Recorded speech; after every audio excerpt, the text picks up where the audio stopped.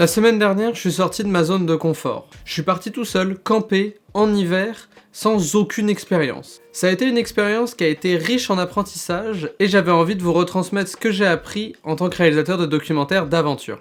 Hey, salut tout le monde, c'est Thomas. Aujourd'hui, on se retrouve sur une vidéo un petit peu rétrospective de la vidéo de la semaine dernière où je vous emmenais avec moi lors de ma première nuit en tente en hiver pour essayer de combattre un petit peu ce syndrome de l'imposteur que j'ai quand je dis que je suis réalisateur de documentaires d'aventure. Si jamais vous n'avez pas vu cette vidéo-là, n'hésitez pas à aller la voir, le lien sera en description.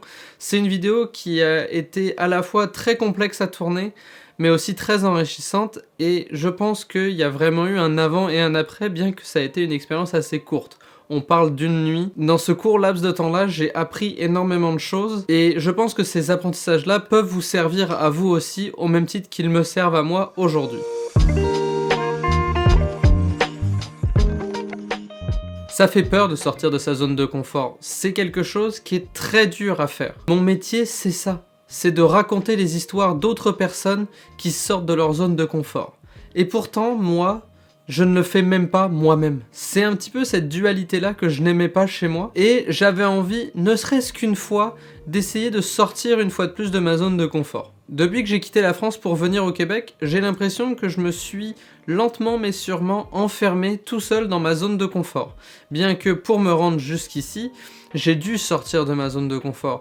Mais avec le temps, j'ai créé ce cocon autour de moi, tout en gardant cette étiquette de réalisateur de documentaires d'aventure. Cette étiquette-là, c'est une étiquette auquel je tiens beaucoup parce que c'est vraiment, moi, les films qui me font vibrer. J'arrive pas à avoir une flamme aussi puissante que quand je réalise des documentaires d'aventure.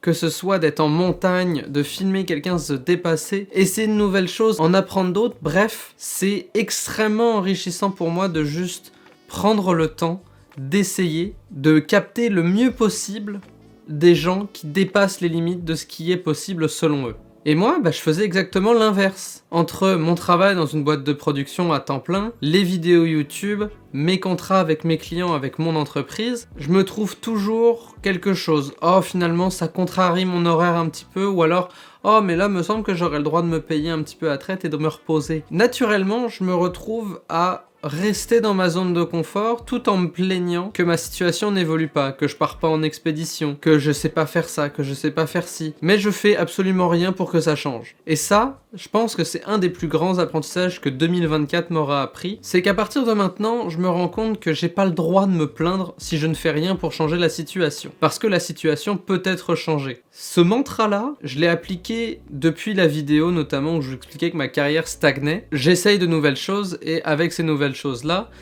je me rends compte que, au fur et à mesure, je deviens de plus en plus capable. C'est pas encore parfait et ça n'a pas besoin de l'être, mais ça s'améliore. Et ça, c'est déjà énorme parce que j'essaye. Mais ça me fait encore toujours très peur. Et pour la partie aventure, c'est la même chose. J'avais peur de sortir de ma zone de confort, j'étais terrifié toute la journée avant de partir, j'étais vraiment stressé.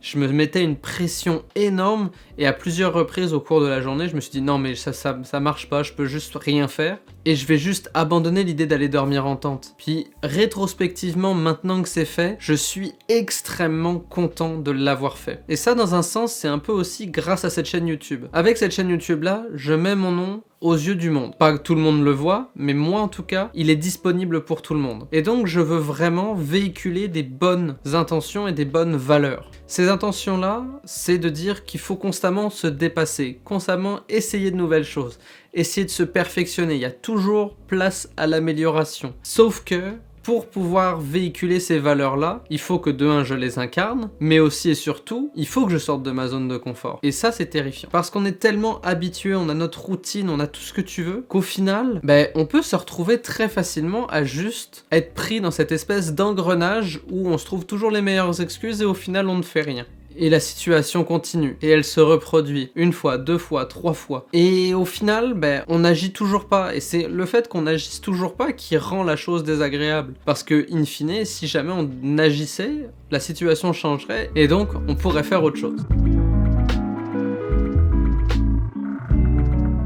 Dormir en tente en hiver, j'étais persuadé que j'en étais pas capable. J'étais persuadé que c'était quelque chose qui était réservé à l'élite, aux idoles que je regarde. Sauf que j'oublie à chaque fois, et ça c'est vrai pour n'importe quel domaine où j'ai des exemples que j'aimerais atteindre, c'est que je les vois à leur meilleur. Je vois toutes les belles productions qu'ils font, je vois toutes les aventures qu'ils font. Et moi, je fais rien de tout ça. Je fais pas les films d'une aussi bonne qualité qu'eux. Je fais pas des expéditions d'une aussi grande ampleur qu'eux. Mais ces gens-là, que j'idolâtre dans un sens, ils ont commencé comme moi, où un jour ils n'ont jamais dormi en temps. Et donc, je me suis juste dit, fais-toi cette promesse de l'essayer. Essaye et tu verras ce qu'il en découle. Je l'ai essayé et je me suis prouvé à moi-même que j'en suis capable. Alors maintenant, comment je peux transposer ça à mon métier de réalisateur ? Dans la vidéo où je parle que ma carrière stagne, je vous parlais notamment du fait que j'avais du mal à essayer de vendre mes films soit avant, soit après. Que j'avais toujours le réflexe de juste prendre mes films, les mettre disponibles sur YouTube et de considérer que le projet était fini, que je pouvais passer à un autre appel. Sauf que la réalité, c'est qu'il y a une bataille avant et il y a une énorme bataille après la réalisation d'un film. Avant, tu peux essayer d'aller chercher des budgets, trouver des projets, bien que je veux quand même garder une partie de projet de passion, parce que c'est ces projets-là qui me font vivre, et en ayant la pleine possibilité créative sur ces projets-là, c'est comme ça que je vais me nourrir, que je vais dépasser mes limites. Sauf que si je veux monter de plus en plus gros projets, il va falloir qu'à un moment donné j'ai des budgets, que je parle avec des diffuseurs, que je parle avec des producteurs.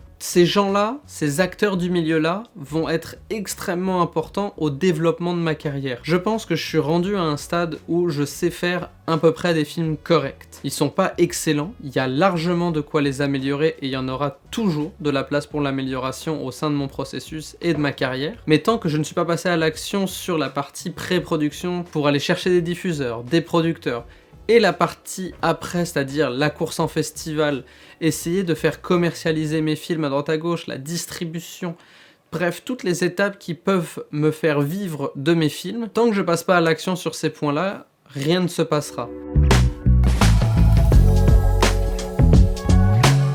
Je suis parti faire ma petite aventure et pourtant j'ai laissé 2 batteries de la caméra sur le chargeur, je les ai pas emmenées avec moi, donc je me suis retrouvé avec uniquement 2 batteries. J'ai amené ma caméra dans la tente et au final dans la tente il y avait tellement de condensation et de buée que ma caméra a littéralement gelé, donc je pouvais pas me filmer, donc j'ai dû me filmer avec mon téléphone. Tout plein de petites erreurs que j'aurais pu faire qui ne m'auraient pas coûté grand chose au final parce que j'étais en milieu contrôlé, que j'étais à grosso modo 10 minutes de ma voiture, que j'avais pas besoin d'aller loin, parce que c'était ça l'idée justement, c'était de commencer par quelque chose de petit pour justement dédramatiser la chose et me montrer que j'étais capable de le faire au final et que c'était pas une si grosse épreuve que ça. Oui, je veux les faire ces grosses expéditions, oui j'ai envie d'aller dans ces endroits qui sont inconfortables pour l'homme et de faire des films, sauf que je peux pas me jeter dans la gueule du loup tout de suite. Je sais pas pourquoi j'avais cette image qui était bloquée dans ma tête que je devais forcément faire quelque chose de gros pour apprendre. Personne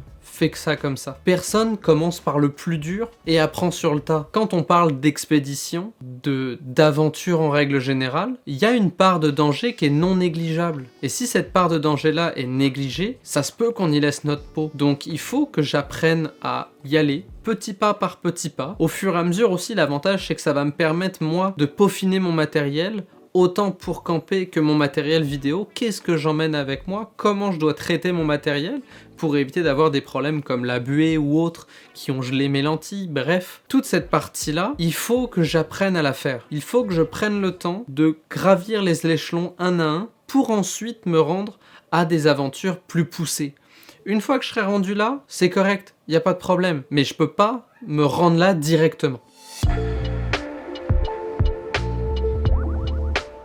À l'ère des réseaux sociaux, c'est super facile de se comparer, et comme j'en parlais un petit peu plus tôt dans la vidéo, je suis quelqu'un qui est très sensible à ça. Je me compare tout le temps aux gens, sauf que je ne regarde jamais à quel point ces gens-là ont plus de métiers, plus d'expérience, plus de possibilités, des fois même plus de personnes, plus de budget. Peu importe les solutions, ils en ont forcément plus puisqu'ils sont rendus plus loin sur le chemin. Et le fait de voir ça comme ça, sans aucunement prendre en considération que ces gens-là se sont rendus à ce niveau-là à force de travail et d'abnégation, je suis tout le temps extrêmement dur avec moi-même, justement parce que je me dis que « Oh, je suis pas capable. Oh, j'ai pas fait ci. Oh, j'ai pas fait ça. » Ben, c'est normal que je fasse pas ci, je fais pas ça. Bref, je me ferme tout seul dans cette rigidité mentale qui est très compliquée à vivre. Cette dureté et cette rigidité, dans un sens, elle a du bon, parce qu'en étant dur avec moi-même, je me suis imposé une rigueur, une éthique de travail qui me permet encore aujourd'hui d'évoluer constamment.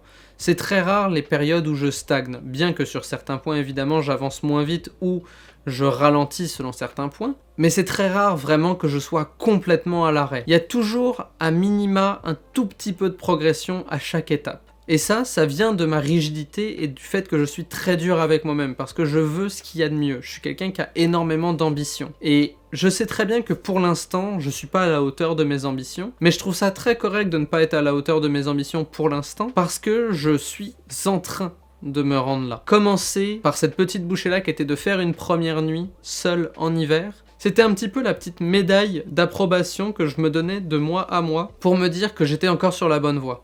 Parce que la réalité, c'est que j'ai adoré faire ça au final. Oui, j'ai été terrifié, oui, c'était nouveau, mais justement, parce que j'ai été terrifié, parce que c'était nouveau, parce que je suis sorti de ma zone de confort, parce que bien que tout cette journée-là indiquait qu'il fallait pas que je le fasse, je l'ai fait quand même. Et je me rappellerai très longtemps de mon réveil à la sortie de la tente où je me suis juste dit: tu l'as fait. Juste ce moment-là de me dire que je l'ai fait, que ça s'est passé, et qu'à partir de maintenant, ça ouvrait les portes à quelque chose de beaucoup plus grand.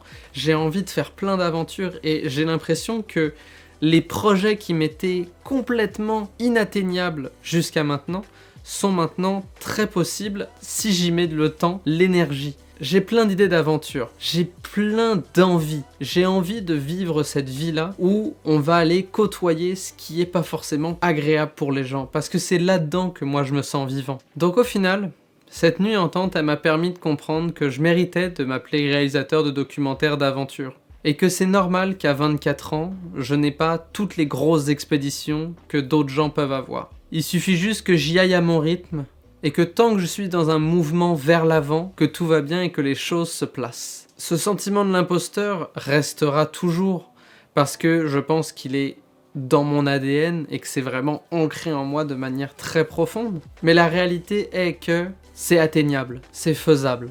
Et si je veux le faire, il faut que je mette en place certaines choses pour me rendre jusque-là. Donc oui, à partir de maintenant, quand je vais me présenter, je vais dire: je suis Thomas Doucet, réalisateur de documentaires d'aventure. Bien que je vais toujours avoir cette petite pensée en arrière de la tête de me dire: ouais mais t'as pas fait ceci, ouais mais t'as pas fait cela. À partir de maintenant, j'ai entamé un processus et j'ai extrêmement hâte de voir ce que ce processus-là va amener comme expérience, mais aussi comme développement personnel et professionnel. Et voilà, j'espère que cette vidéo vous aura plu. N'hésitez pas à la commenter, liker et à la partager. Si jamais vous n'avez pas vu la vidéo où je pars dormir en tente, elle est dans la description. Et sur ce, je vous dis faites de bonnes vidéos, à la prochaine, ciao tout le monde.